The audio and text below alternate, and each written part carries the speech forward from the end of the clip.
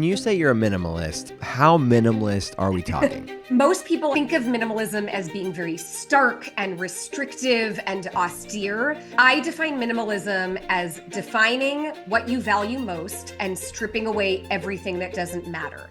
How bad can it get? Sort of the end stage of that disorganization clutter spectrum. So I've worked with NASA scientists, CEOs, celebrities, and what I can tell you is many people who are high performing professionally are really underwater in their homes. Is it inner dysregulation that creates outer dysregulation, or is it the outer dysregulation that creates more of the inner? The root cause tends to be inner. It tends to be mental, psychological. Relationship clutter. How does someone even take inventory of that? Like what do you define as relationship clutter? Any relationship that... Shira, welcome to The Art of Being Well. Thank you. Happy to be here. It's going to be so much fun. People are going to learn so much from you. I'm excited because I'm an aspiring minimalist. I'm an aspiring like external organization standpoint. And I know the science, and I see it all the time, is like outer clutter creates inner clutter. And Yep. I see the health effects all the time with people's hormones and inflammation levels and nervous systems dysregulated. And so we're going to give people practical tips here. And I'm a student of yours as well. Teach me all the things. But how did you get into this space? Let's start there. Yeah. So I got into this very accidentally. I was laid off from a full-time corporate job when I was 8 months pregnant. And that kind of spun me into just trying to figure out the next right thing. And at the time, I had no aspirations to become an entrepreneur, but it was one of those circumstantial things where it was like, what am I going to do next? And I luckily had a chorus of friends who reminded me that I had forcibly helped them to reduce clutter and get organized for our entire lives. And they thought that this might be something that other people would need help and support with. So this was kind of pre-Marie Kondo, pre-organizing craze in the pop culture. There was no term professional organizer at the time. So I was really dubious that this could be a career. But like I said, had nothing to lose and everything to gain. So I really just cobbled together a website and I put out the word to friends, family, colleagues, my dentist, you name it, saying, if you or anyone could use some support with clutter or disorganization, I can help. And within literally minutes of sending out that email, I had booked clients all over the Bay Area where I'm based and had a wait list. My gosh. Yeah. So it was this kind of wild, eye-opening moment of realizing that this thing that had always been quite easy and intuitive to me that I probably devalued was something that many, many, many people were struggling with. Yeah, I mean, struggling is an understatement, right? So you mentioned like this outpouring of people like, yeah, I could use that, I could use that, I could use that. Like, what is going on in our culture? Like, why, and of course, it exists on a spectrum, but why do most of us find ourselves on this disorganization and clutter spectrum? Right. So I think, I've primarily worked in the United States, although I have done some work abroad. And the biggest thing that I've seen anecdotally is just the pressure to constantly consume and the kind of ethos that we are told that more is better, more will make us feel all of the things, more confident, more successful, more sexy, more skinny. And, all of us know intellectually that this isn't true, but I think between social media and advertising and all of the powers that be, are very successful at delivering these messages. And I think many of us, including myself at times, have gotten hooked into a culture of buying to fill a void that really can't be filled with a new pair of jeans or a handbag.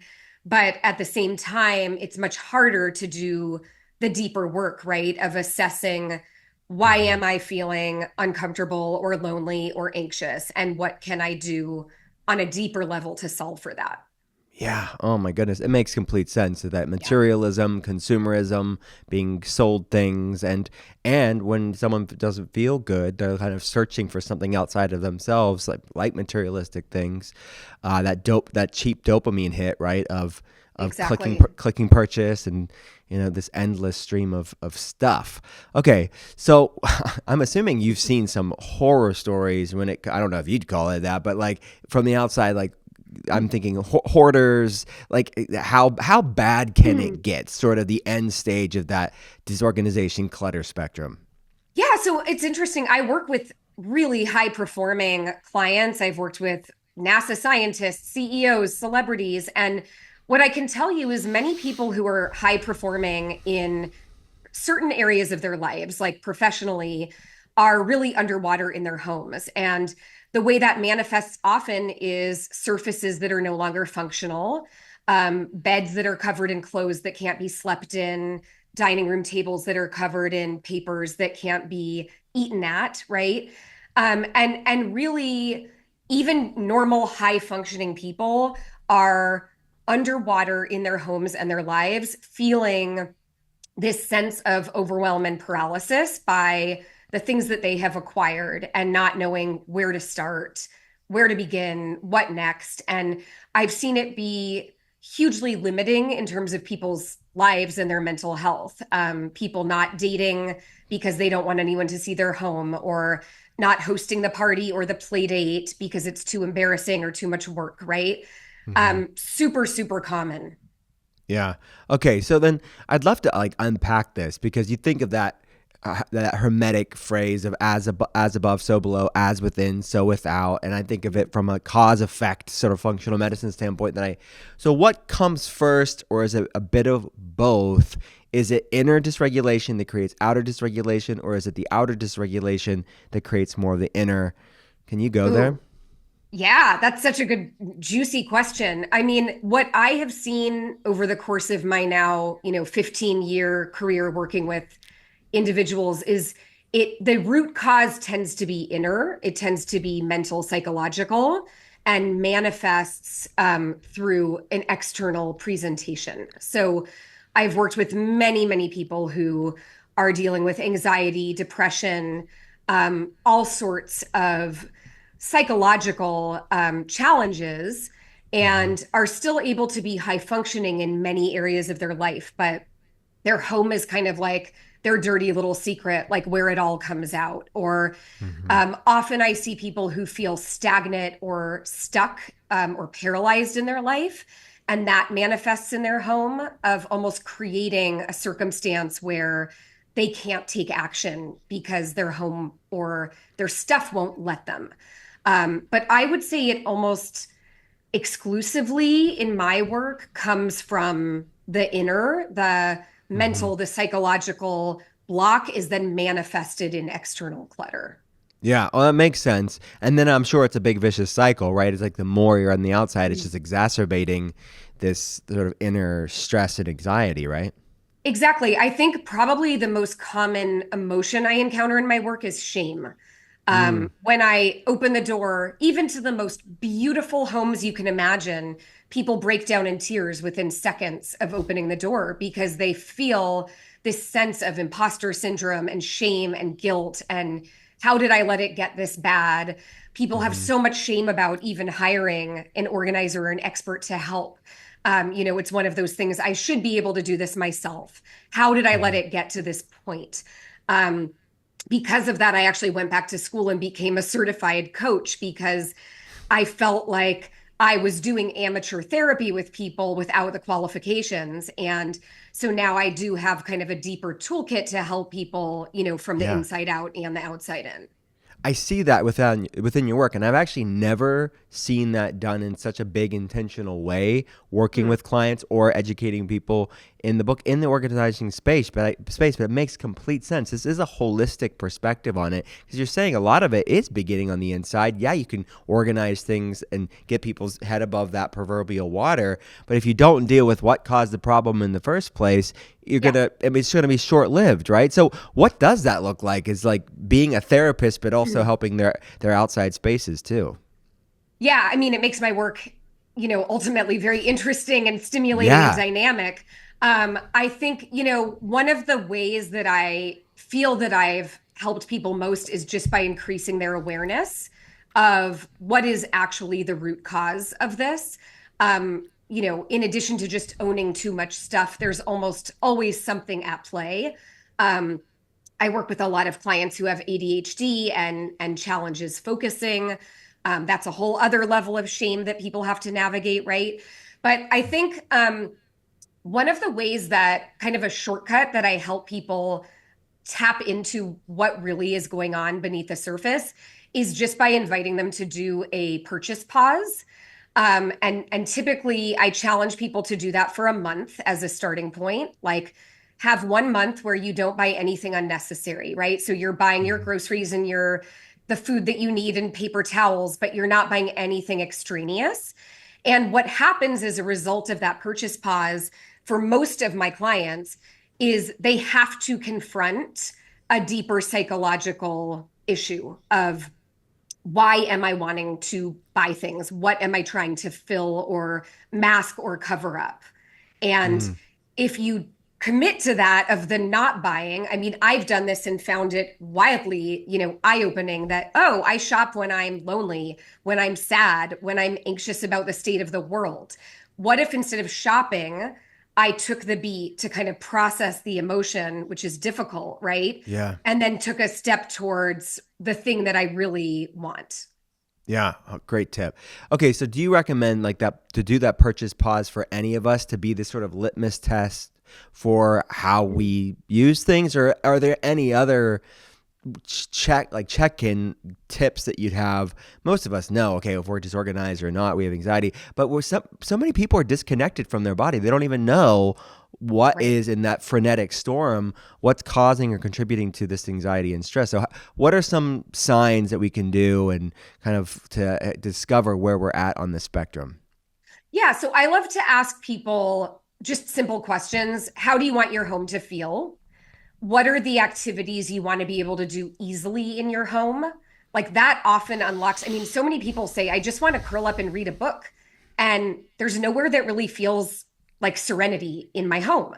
So Yeah. that can really tap into also a motivation. I think often people have this kind of mantra like I've got to get organized. It's like very much in the culture right now of this trend of getting organized, but to me, organization is not the means to an end. It's a tool you can use to create more of what you want, right? So before you even Hmm. think about organizing or decluttering, I always ask people, what do you want? What do you want to be different in your life, Hmm. aside from your home?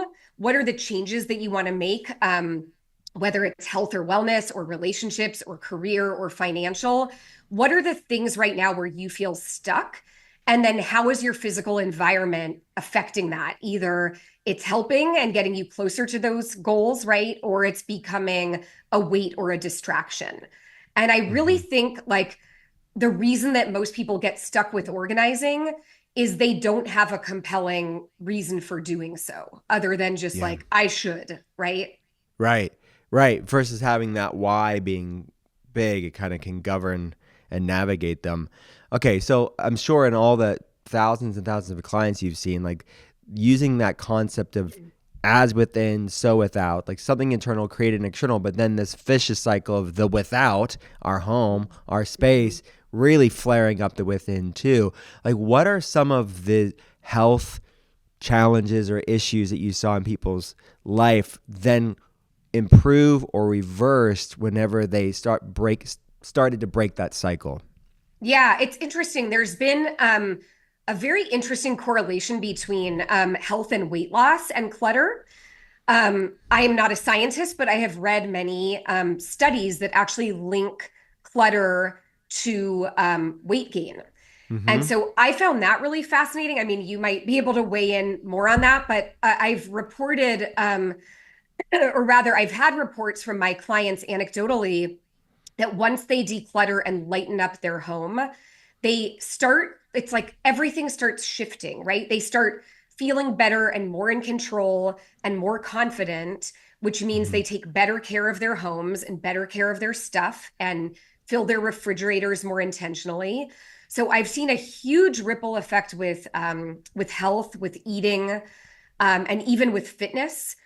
People feeling like now I wake up and instead of spending 45 minutes moving the piles around, I can use those 45 minutes to go take a walk, to get out in Hmm. nature. I've also seen a huge effect with relationships. People often come to me because they're struggling in their existing relationship or struggling to forge a new relationship. And clutter and disorganization feels like their biggest barrier, right? So Hmm. I look at with people, how is your clutter getting in the way of the thing you want most in your relationship? Often for couples, there's a lot of friction because people have different clutter.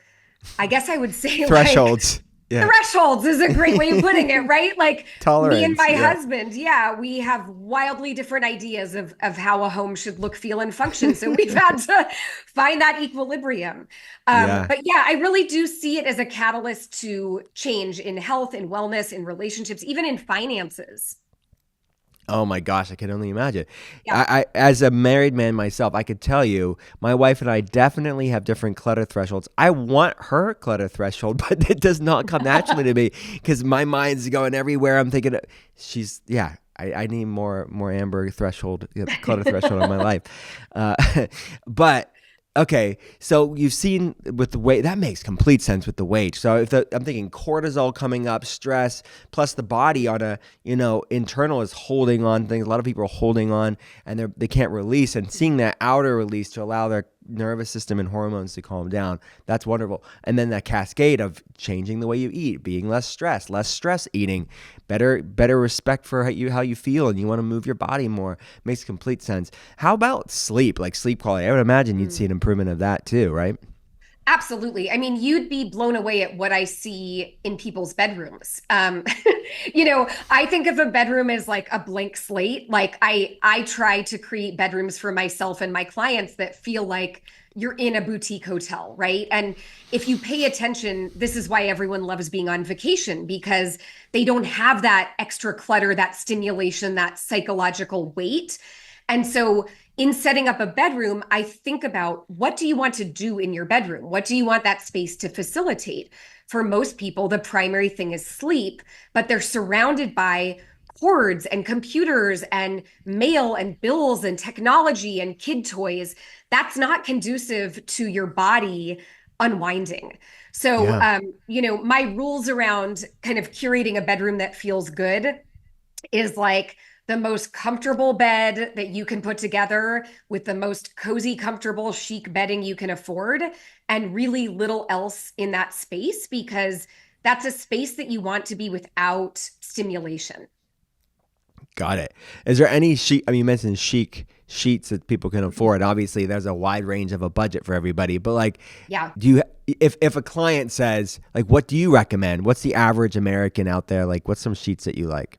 Oh, well, I can give a real plug for Koyuchi, Okay. which is organic, sustainably sourced bedding. I've searched for like 10 years because people ask me about this so often.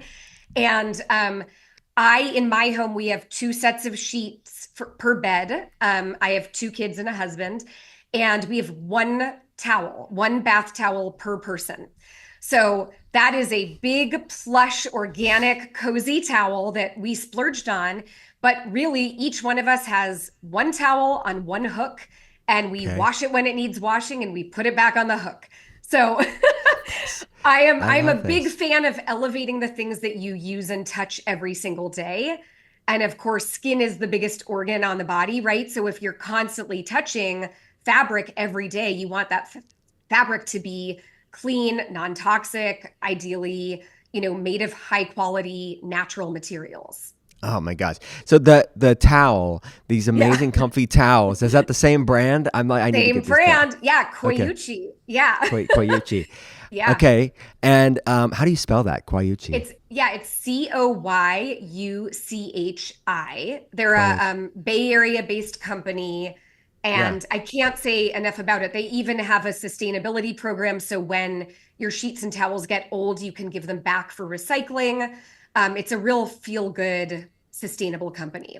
Amazing. And the sheets are the same. Is there any like specific type of sheet that they have? Just the organic? Yeah, well, I mean, everyone's so picky about their sheets, right? So Yeah. in my house, we live in California, so we don't need like a flannel sheet, but my East Coast clients tell me their flannel is the best flannel ever. Okay. I'm a percal girl myself because it's cooling and I'm always hot. Okay. But they have all of the things. They have beautiful washed linen, Yeah. everybody should pick a sheet they love. I love it. So, okay, in the room, you're saying ideally creating this very clean, minimalist space to have that space so you can calm down at sleep at night. So, nothing else. Would there be any other tips you would say in the room to improve that sleep experience?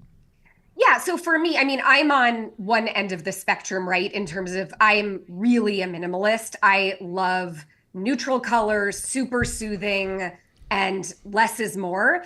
But I have clients who love to see color or love to see art when they wake up or florals. I mean, I think adding life to your bedroom always feels good. Plants, fresh flowers. Hmm. Um, to me, it's about creating a space that feels calming. And so everybody's definition of what that looks and feels like stylistically is a little bit different. Hmm. For me, it's very minimal, very neutral. I don't want to be stimulated at all. I just want to be able to daydream, sleep, rest. Yeah. Um, but I would say I would invite people to think about, what do you want to see first thing when you wake up? And what do you want to see when you go to bed? Um, for me, it's like fresh flowers and a beautiful candle and nice bedding. And I feel like I'm in a boutique hotel or at a spa. That does it for me. Hmm. For other people, they may be more interested in like engaging their senses with, texture, color, scent. So I think it's about asking yourself that question, like, what do I need to feel calm and restful? Yeah, great tips. Okay, so when you say you're a minimalist, how minimalist are we talking? Well, um, here's the way I define minimalism, right? So most people, I think of minimalism as being very stark and restrictive and austere. I define minimalism as defining what you value most and stripping away everything that doesn't matter. So Mm, that quantity can be very different for different people. For yeah. me, I like to own the least amount of things that I can to have a life that I can thrive in. And so what I've realized is, I used to have an office with a desk and a chair and filing cabinets and papers and office supplies. I have realized to do my job of organizing, writing, and speaking, I need a laptop computer, a set of headphones, and a microphone.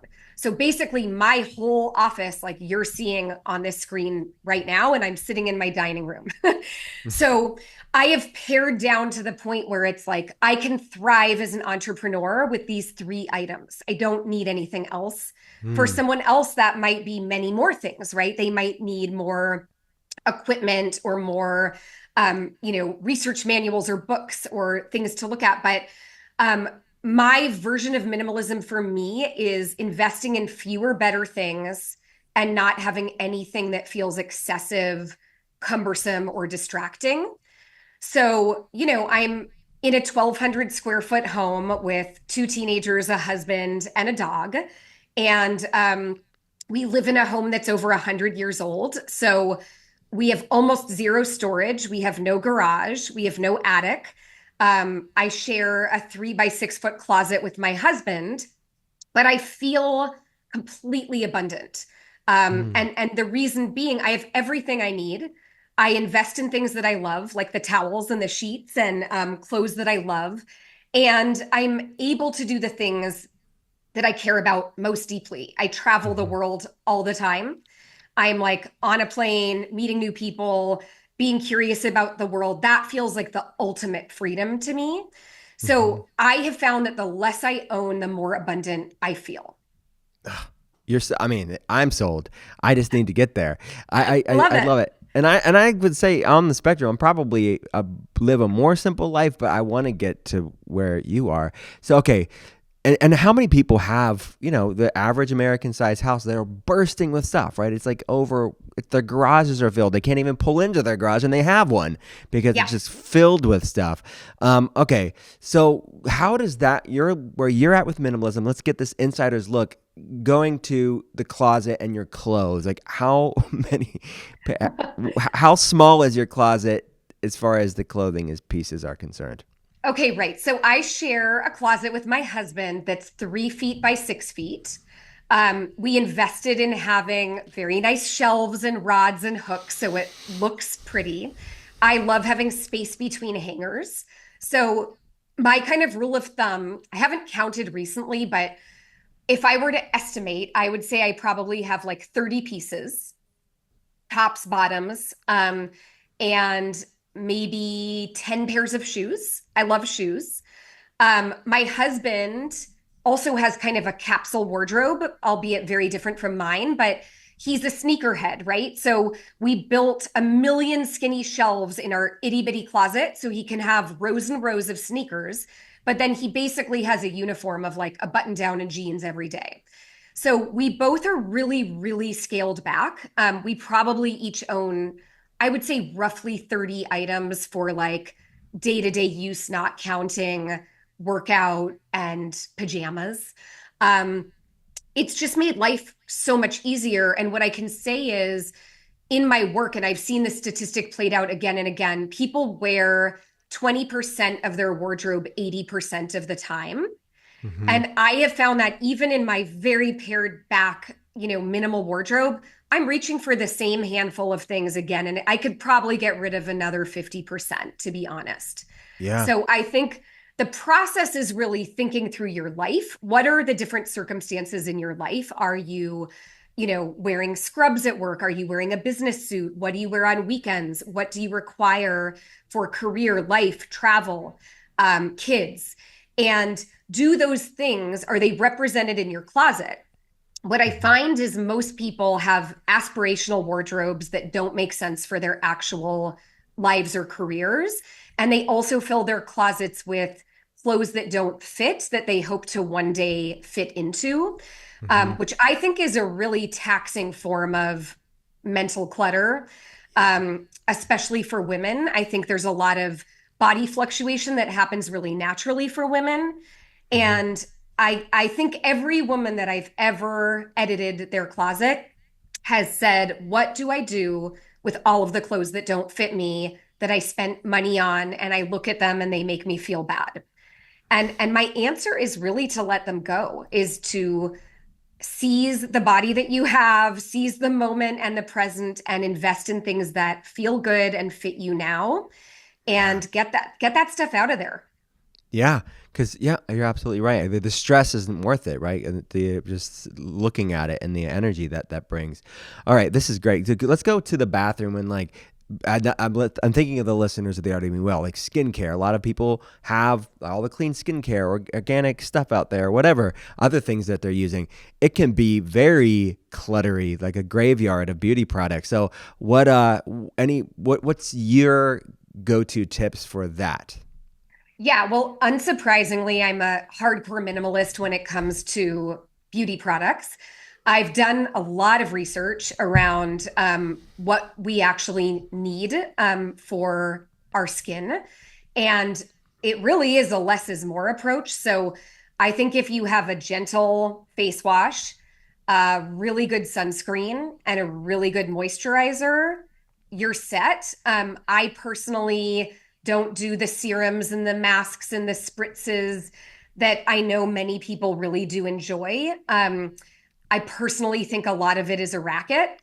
And I think a lot of skin is genetics and diet and hydration and keeping it very simple and using products that are non toxic and clean. So I have two teenage daughters. We share a really nice, high quality set of organic skincare, but That's it's three amazing. products. What? And, That's amazing. What yeah, products are they? What I line are would we talking? love to recommend this line. This is another great Bay Area business. It's called Botnia, Botnia.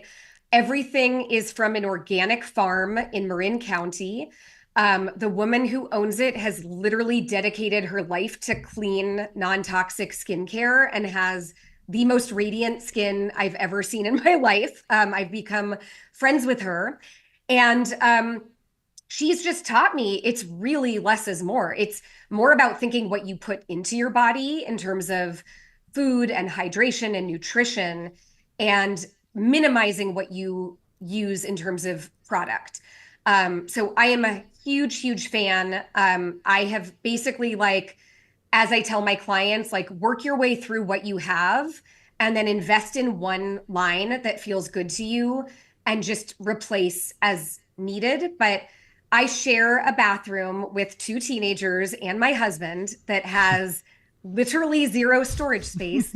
And we have the nicest products. Their friends come over and they're so jealous of our beautiful skincare products, but we have three of them, right? And we have one shampoo, one conditioner, one body wash in our shared shower. So we save a boatload of money. We have literally zero organizing or tidying to do, which I know in the bathroom people have dozens, if not hundreds of products. Yeah. Um, but also products expire, right? Right. So Right.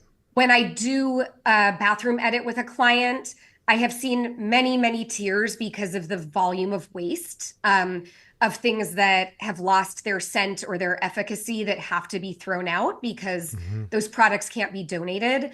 So what I want to implore people to do is really invest in fewer, better products, invest in things that you really are excited to use them up fully before replacing them.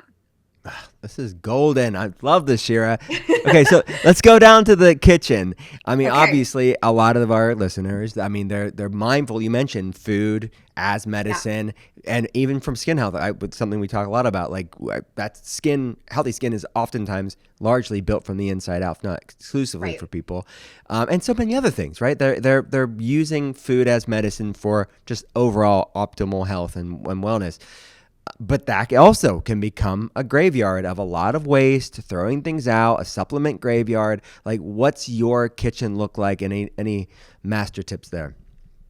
Yeah. So my brother is a chef, is a professional chef. And so I at one point brought him into my kitchen to kind of do an audit to say, how can I be a home chef, but have the least products possible?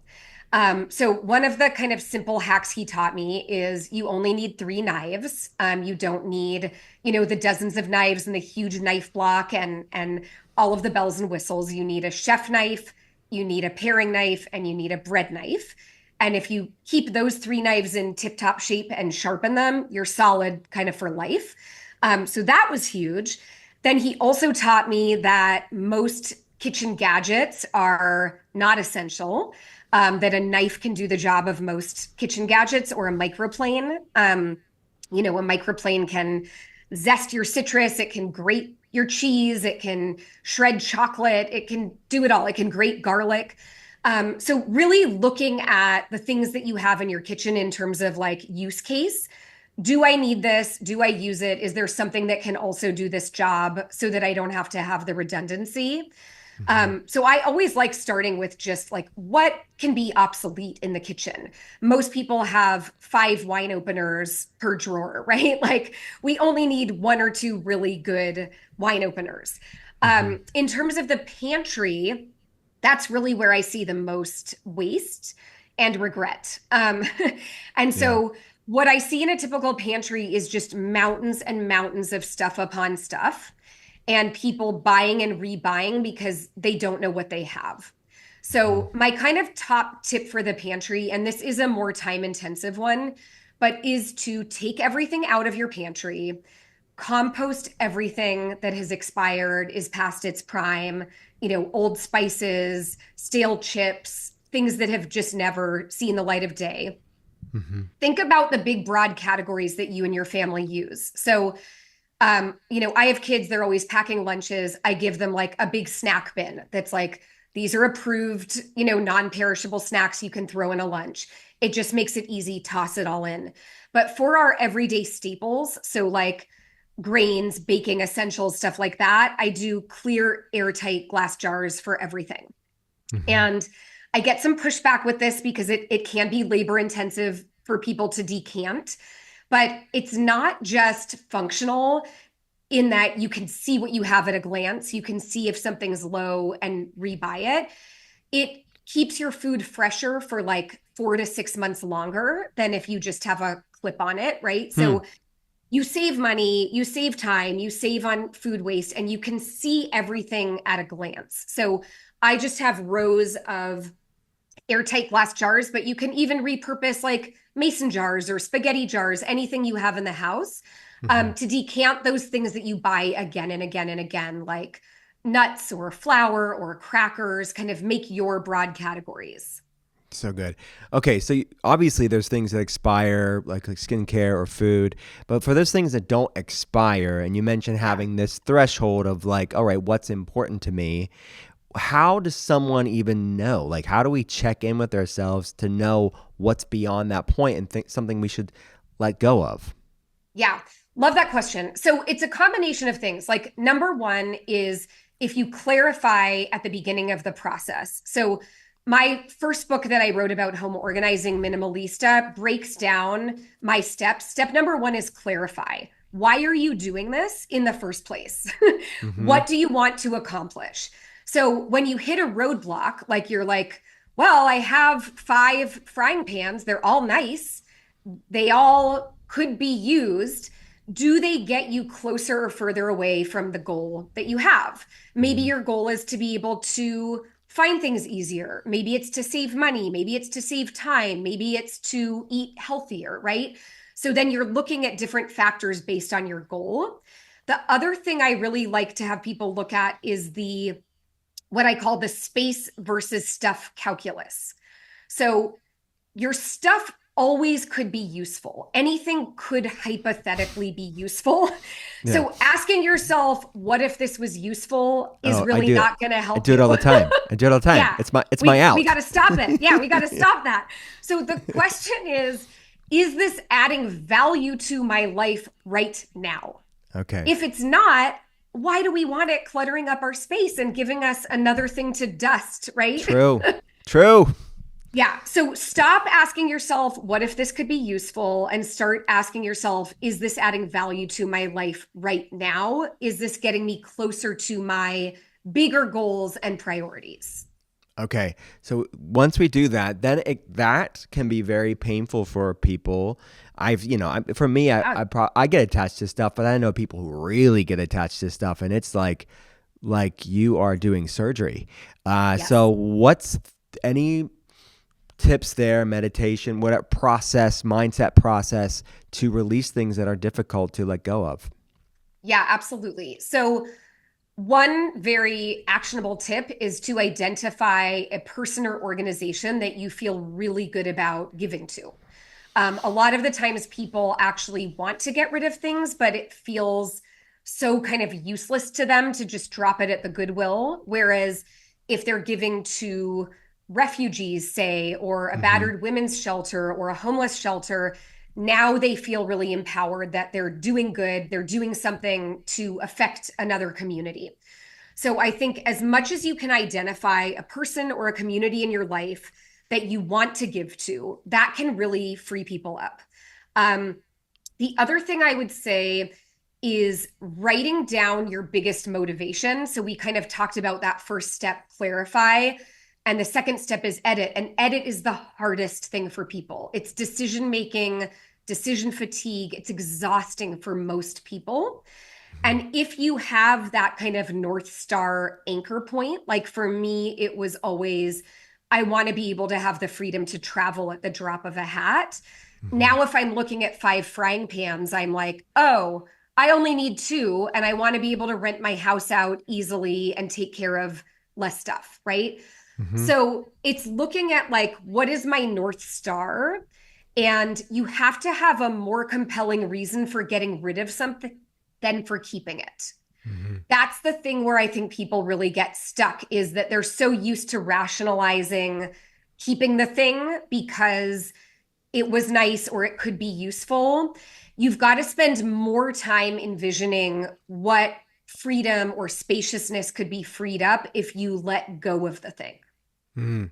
Okay, this is so good. So the you mentioned even now with your 30 pieces in your closet, you probably could edit down even more. So it Yeah. probably gets to be kind of like its own like excitement, right? Like how much can I minimalize, right? People just kind of get the bug probably and want to do Yeah. more and more. Did do you see that often? And then like for you, like when do you know? Like, do you think you'll edit after this conversation now because you just said that? Probably. So yeah, I think everybody has, to me, kind of their baseline, their set point, right? So what the ideal set point is you can easily find everything and you only have things that serve your life, that are beautiful or functional. And for me, it took me years and years and years of slowly, methodically editing and paring down. And it probably was just a few years ago that I was like, I've nailed it. Like, I only own things that I use and love. There is literally no excess. Hmm. And if I'm not shopping, I could just kind of hang out there. But of course, life isn't static. There's always going to be a new pair of like cool vintage jeans or whatever, your thing is. So for me, it's about helping people find what is your ideal set point. Like, how do you define success in your home? And then it can just be about maintenance. Hmm. So I'm in that kind of maintenance coasting zone, but I'll get itchy and bored and just want to go edit for fun now. But I think, my kids actually, like, if they see me scanning a room, they're like, "Mom, please don't get rid of anything else. Like, we're good here." So it can go too far, but I think the issue most people have is going from feeling completely overwhelmed and underwater to getting to a baseline where they feel like this really feels operationally smooth. Everyone in my family knows where everything is. We can clean up easily. We can find what we need easily. I think once you're at that point, you can kind of coast. Yeah, got it. So if you do, I mean, how often a year are you buying clothes, for example? And then do you like kind of get rid of something if you end up buying an item? What's that look Yeah. like? Yeah, I consume more than I'd like to admit, if I'm being honest with you. I mean, I have a soft spot for pretty things. So I get tempted just like everybody else gets tempted. And probably the difference is that I am really religious about that one in, one out rule. Got it. Sometimes even one in, two out. Like, I really, because I know how good it feels to have a spacious, well edited, organized home, I really don't want to start creating a mountain of stuff. So when I do go buy a new thing, which is often, like, I do see pretty things, I want the nice new candle or, whatever the thing is. I'm making some little adjustments to my home right now. I'll buy a new throw pillow. I'll get rid of a throw pillow that same day. So it's again all about the maintenance and keeping that equilibrium. But first, it's defining what's my set point, what's my idea of success. And Hmm. then once you're there, it's just about keeping yourself honest with, if I'm bringing new stuff in, I've got to have an equal or greater amount exiting. Yeah. One thing you mentioned the kids. Obviously, your kids are a little bit older, like teenagers. I have teenagers, but like then I'm thinking of all the parents of younger kids that listen to the pod, and I've seen like the amount of toys that some kids can have. That alone is like a massive undertaking. Yeah. We didn't cover it, but I'd love to any like tips there for parents.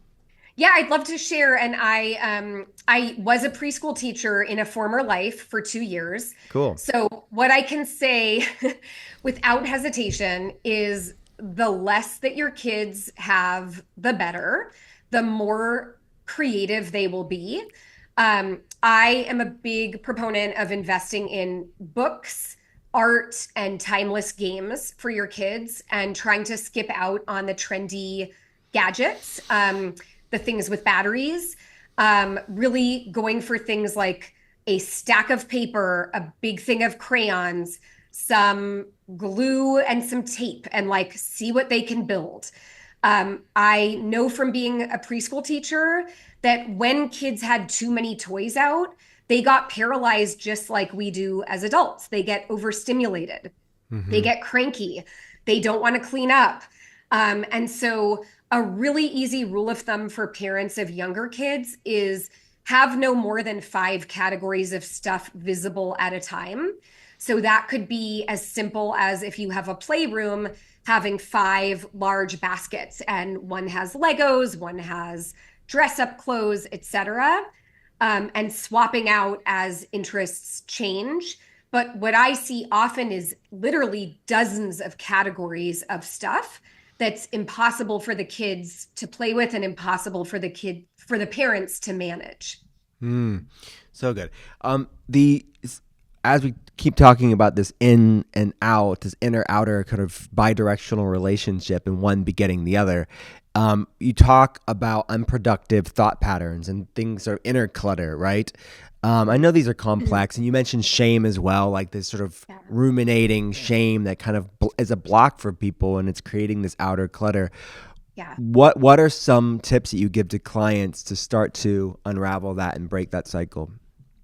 Yeah, the big thing that I see, I mean, shame is always reflecting on the past, right? It's never present or future focused. So the biggest shortcut for a mental boost is to say, what's done is done in the past. Whatever you bought, whatever you did or didn't do, it's done. Now you get to start and set a new precedent for your home and life today. We're Mm-hmm. not going to spend any mental energy beating you up for the 9 million shoes you bought or the sunk cost or the credit card debt because there is literally no upside, right? Mm-hmm. I'm only wanting to help people move forward and make progress. And the way that you do that is by thinking, what now, what next? Mm. So that's the simple mental shift is when you start thinking backwards, just check yourself, take a deep breath, and say, okay, that's fine. I'm going to be kind to myself, give myself grace. What can I do now? What's a small thing I can do to improve my space or my bank account or my health? Fill in the blank. Yeah. So your mission here, and I think the what's beautiful about this is this sort of grace based way of doing all of this because it can be very overwhelming or very like judgy, right? It's like you, Right. you're so cluttery, and there's already so much shame. So you're really coming at this from we need to stop judging ourselves. Correct. And I have no skin in the game of judging anyone or shaming anyone, right? My job is to help people make progress. Mm-hmm. And I think if people look at it that way, even for people who are considering hiring a professional organizer, nobody's coming in to judge or shame you. They're coming to help you transform your space. And Mm-hmm. so it's putting more mental focus on what could be than what once was. I'm Mm-hmm. always looking for the potential in a space. When I bought my home, it wasn't the home I wanted at all. It had none of the features that were on my dream home list, right? If I had spent all my time just going, ugh, I hate this home. It doesn't have a backyard. It doesn't have this. It has no storage. I would remain hating my home. The difference is I now love my home because I looked at it and I said, what can I do? Can I paint the walls? Can I open up doors? Can I open up walls to make it feel more spacious? Can I change the lighting? So it's always about looking at what's the perspective and what could be a possible transformation here that would feel good. So good. You that's now let's talk about kind of interpersonal clutter. Something you talk about in your new book is relationship clutter. How does someone even take inventory of that? Like what do you define as relationship clutter? Any relationship that feels more draining than energizing. Mm. And I think we know because we feel it, right? Like Yeah, when yeah. people say, like, this person is toxic, the person's not actually toxic. People can't be literally toxic, but it alludes to, I feel bad, I feel drained